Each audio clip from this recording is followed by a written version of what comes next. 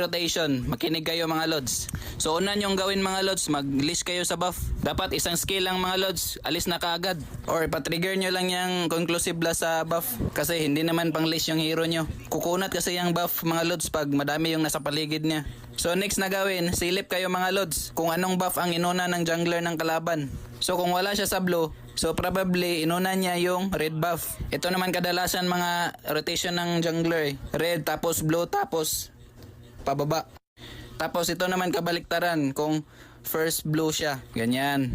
Tapos ito lang yung i-chat sa mga kasama mga lods para alam nila kung saan dadalaw yung jungler. So for example, nasa bot yung gold lane. Ito yung gawin nyo mga lods. Gumawa ka ng vision sa spot na to. Diyan, tumayo ka lang dyan mga lods. Para maagapan mo na yung early dalaw ng kalaban. Lalo na yung mage. Kaya yung mage na yan, babalik yan sa lane para mag-clear ulit. Kasi mga lods, di yan tutuloy, matatakot yan. Gawin mo lang to mga lods pag